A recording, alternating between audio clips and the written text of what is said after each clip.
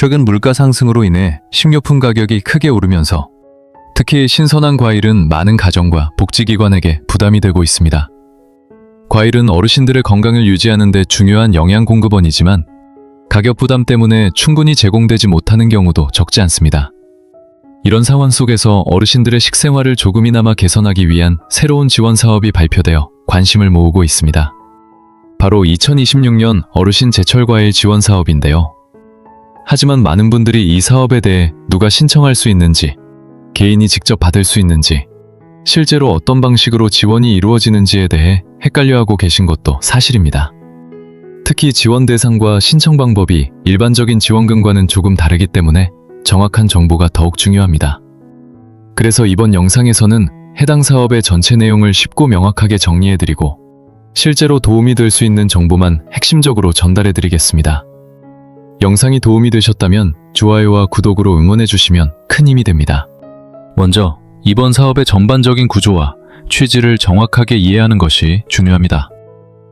2026년 어르신 제철과일 지원 사업은 단순히 현금을 지급하는 형태의 복지정책이 아니라 복지기관을 통해 간접적으로 지원이 이루어지는 사업입니다.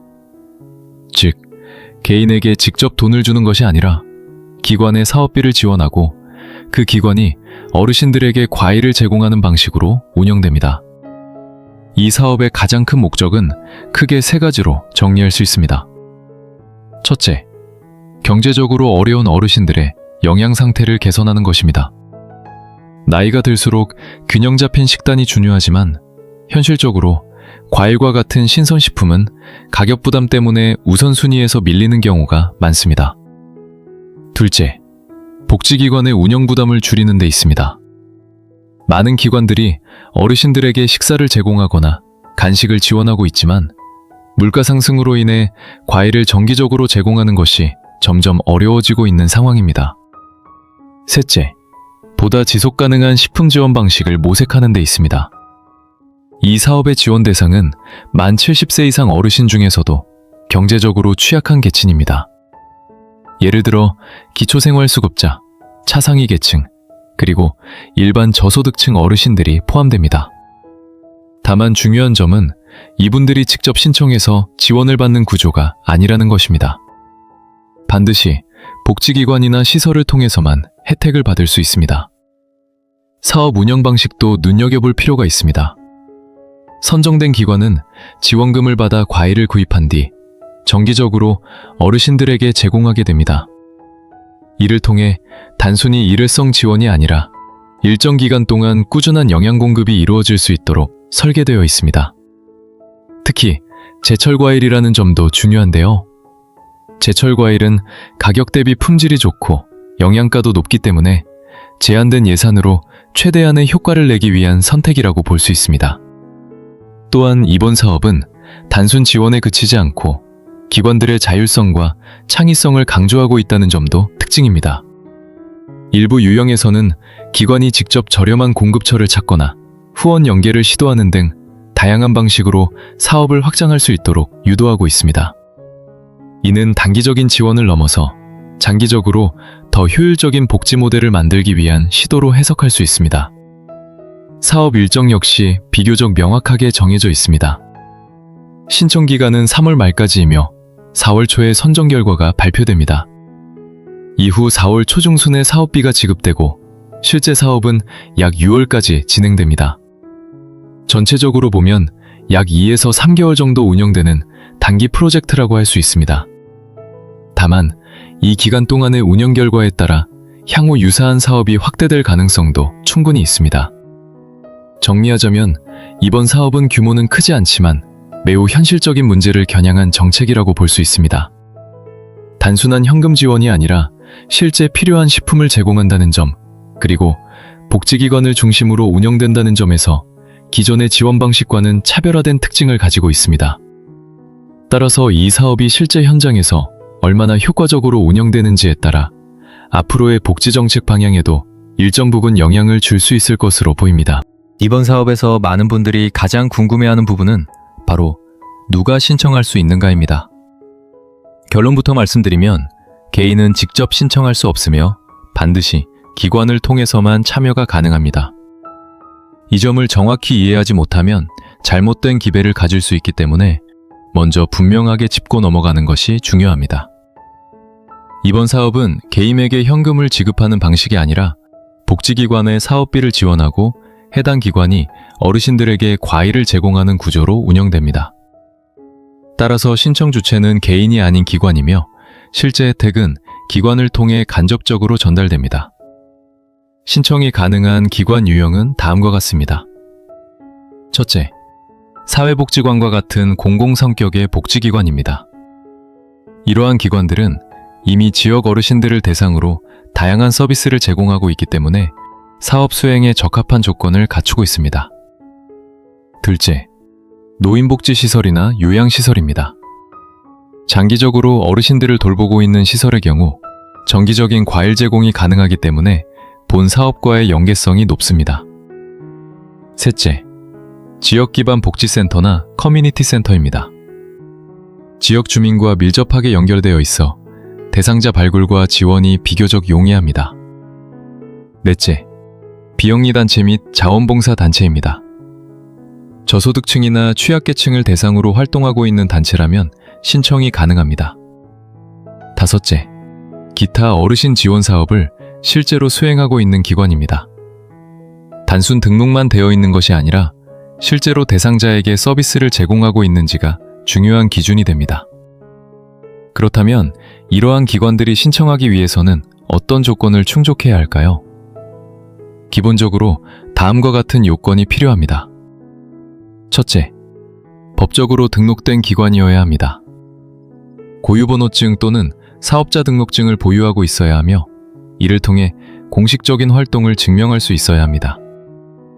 둘째, 어르신을 대상으로 한 서비스 운영 경험이 있어야 합니다. 단순히 계획만 있는 것이 아니라 실제로 대상자를 관리하고 지원해본 경험이 중요합니다. 셋째, 사업 수행 능력을 갖추고 있어야 합니다. 지원금을 받아 과일을 구매하고 이를 대상자에게 전달할 수 있는 인력과 운영 체계가 필요합니다. 넷째, 행정적인 처리 능력이 필요합니다. 사업 진행 과정과 결과를 정리하여 보고할 수 있는 기본적인 행정 역량이 요구됩니다. 신청 시 준비해야 할 서류도 미리 확인해 두는 것이 좋습니다. 필요한 서류는 다음과 같습니다.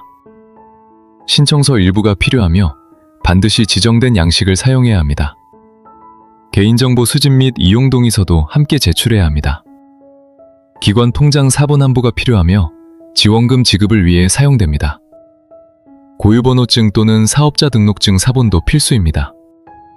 마지막으로 신청 공문은 선택사항이지만 제출 시 도움이 될 수 있습니다. 신청 절차는 비교적 간단하지만 순서를 정확히 지키는 것이 중요합니다. 전체 과정을 단계별로 정리하면 다음과 같습니다. 첫 번째 단계는 사업 공고를 확인하는 것입니다. 사업 목적과 조건, 제출 기한 등을 꼼꼼히 확인해야 합니다. 두 번째 단계는 신청서를 작성하는 것입니다. 기관 정보와 대상자 현황, 그리고 사업 계획을 구체적으로 작성해야 합니다. 세 번째 단계는 필요한 서류를 준비하는 것입니다. 누락된 서류가 있을 경우 심사에 불이익이 있을 수 있습니다. 네 번째 단계는 온라인 접수입니다. 안내된 구글 폼을 통해 모든 자료를 제출합니다. 다섯 번째 단계는 심사 과정입니다. 제출된 내용을 바탕으로 적합한 기관이 선정됩니다. 여섯 번째 단계는 결과 통보입니다. 선정된 기관에는 개별적으로 안내가 이루어집니다. 그렇다면 개인이나 어르신은 이 과정에서 무엇을 할 수 있을까요? 직접 신청은 불가능하지만 다음과 같은 방법으로 참여 가능성을 높일 수 있습니다. 현재 이용 중인 복지기관에 문의하여 해당 사업에 참여하는지 확인하는 것이 중요합니다. 거주 지역의 복지센터나 관련 기관에 직접 연락해보는 것도 하나의 방법입니다. 만약 기관이 참여하지 않는다면 참여 의사를 전달하는 것도 도움이 될 수 있습니다. 마지막으로 핵심 내용을 정리하면 다음과 같습니다. 개인 신청은 불가능하며 기관만 신청할 수 있습니다. 어르신은 기관을 통해서만 혜택을 받을 수 있습니다. 따라서 어떤 기관이 참여하느냐가 실제 수혜 여부를 결정짓는 중요한 요소가 됩니다. 이처럼 이번 사업은 신청 주체와 수혜 대상이 분리된 구조이기 때문에 정확한 이해가 무엇보다 중요합니다. 특히 본인이나 가족의 대상에 해당된다면 직접 신청을 시도하기보다는 주변 복지기관과의 연결을 먼저 확인하는 것이 가장 현실적인 방법이라고 할 수 있습니다. 이제 이번 사업의 핵심 구조라고 할 수 있는 두 가지 참여 유형에 대해 자세히 살펴보겠습니다. 기관은 신청 시 반드시 하나의 유형만 선택해야 하며 선택한 유형에 따라 지원 금액과 수행 내용이 달라집니다. 따라서 각 유형의 특징을 정확히 이해하고 기관 상황에 맞는 선택을 하는 것이 매우 중요합니다. 먼저 첫 번째 유형은 비교적 단순한 구조의 기본형 지원입니다. 이 유형은 이미 어르신들에게 정기적으로 과일을 제공하고 있는 기관을 대상으로 합니다. 즉, 새로운 시도를 요구하기보다는 기존에 진행하고 있는 사업을 안정적으로 유지하고 확대하는 데 초점을 맞추고 있습니다. 이 유형의 가장 중요한 조건은 최소 월 1회 이상 어르신들에게 과일을 제공하고 있어야 한다는 점입니다. 이미 운영 경험이 있기 때문에 별도의 복잡한 계획 없이도 신청이 가능하다는 장점이 있습니다. 다만 단순히 형식적으로 제공하는 것이 아니라 실제로 대상자들에게 꾸준히 전달되고 있어야 합니다.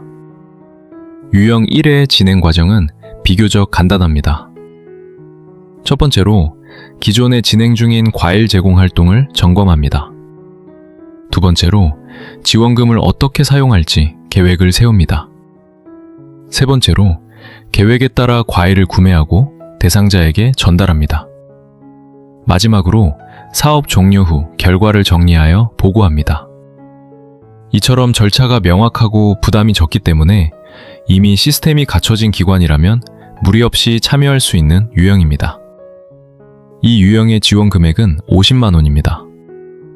금액 자체는 크지 않지만 기존 예산에 추가로 활용할 수 있기 때문에 실제 현장에서는 충분히 도움이 될 수 있습니다. 특히 정기적인 제공을 유지하는 데 있어 안정성을 높여주는 역할을 할 수 있습니다. 다음으로 두 번째 유형은 보다 적극적이고 창의적인 접근을 요구하는 방식입니다. 이 유형은 단순히 과일을 구매하여 제공하는 것을 넘어서 어떻게 하면 더 효율적으로 과일을 확보하고 제공할 수 있을지를 고민하는 기관을 대상으로 합니다. 따라서 계획 단계에서부터 구체적인 아이디어와 실행 방안이 중요하게 평가됩니다. 유형 2에서는 다양한 방법이 제시되고 있습니다. 첫 번째는 과일 생산자나 판매자를 직접 발굴하는 것입니다. 기관 주변의 농가나 도매업체를 찾아 직거래를 시도하면 중간 유통 비용을 줄여 보다 저렴한 가격에 과일을 확보할 수 있습니다. 두 번째는 외형이 좋지 않은 이른바 못난이 과일을 활용하는 방법입니다. 이러한 과일은 외관은 떨어지지만 맛과 영양에는 큰 차이가 없기 때문에 비용 대비 효율이 매우 높은 선택이 될 수 있습니다. 세 번째 방법은 계획이나 단체의 후원을 연계하는 것입니다. 과일을 후원해 줄 수 있는 기업을 발굴하고 이를 위한 제안서를 준비하는 방식입니다. 이는 단순한 지원을 넘어 지역사회와의 협력 구조를 만들 수 있다는 점에서 의미가 있습니다. 네 번째는 과일을 가공한 식품을 활용하는 것입니다. 예를 들어 과일 주스나 건과일 등은 보관이 용이하고 단가를 낮출 수 있어 현실적인 대안이 될 수 있습니다. 이 외에도 기관의 상황에 맞게 새로운 아이디어를 제시하는 것도 가능합니다. 중요한 것은 단순한 소비가 아니라 지속 가능한 공급 방식을 고민하는 데 있습니다. 유형 2의 진행 과정은 조금 더 체계적입니다. 먼저 기관 내부에서 실행 가능한 아이디어를 선정합니다. 다음으로 해당 아이디어를 구체적인 계획으로 정리합니다. 이후 신청서에 그 내용을 상세히 작성하여 제출합니다. 선정된 이후에는 계획에 따라 사업을 실행하고 그 결과와 과정을 정리하여 보고하게 됩니다. 이 유형의 지원 금액은 100만 원으로 유형 1보다 2배 높은 수준입니다. 이는 추가적인 노력과 기획이 필요하기 때문에 그에 맞는 지원이 이루어지는 것으로 볼 수 있습니다. 정리하자면 유형 1은 안정성과 지속성을 중심으로 한 기본형 지원이고, 유형 2는 효율성과 확장성을 고려한 발전형 지원이라고 할 수 있습니다. 각 기관은 자신의 운영 상황과 역량을 고려하여 가장 적합한 유형을 선택하는 것이 중요하며, 이를 통해 사업의 효과를 극대화할 수 있습니다. 이번 사업이 공개된 이후 다양한 반응이 이어지고 있습니다. 특히 어르신 복지와 관련된 사안인 만큼 실제로 혜택을 받을 수 있는 대상자뿐만 아니라 일반 시민들 사이에서도 여러 의견이 나오고 있습니다. 긍정적인 반응부터 우려의 목소리까지 전반적인 여론을 살펴보는 것도 이 사업을 이해하는 데 중요한 부분입니다. 먼저 긍정적인 의견을 살펴보면 많은 사람들이 이번 사업의 취지에 공감하고 있습니다. 특히 현금 지원보다 실질적인 도움이 된다는 반응이 눈에 띕니다. 실제로 일부 시민들은 과일 가격이 계속 오르는 상황에서 어르신들이 스스로 과일을 구매하기 어려운 경우가 많다는 점을 지적하며, 이런 형태의 지원이 더 현실적이라고 평가하고 있습니다. 또한 어르신들에게 꼭 필요한 영양을 직접 제공한다는 점이 좋다는 의견도 많습니다. 단순한 금전 지원이 아니라 건강과 직결된 식품을 제공한다는 점에서 의미가 크다는 것입니다. 복지기관 종사자들 사이에서도 비교적 긍정적인 반응이 나타나고 있습니다.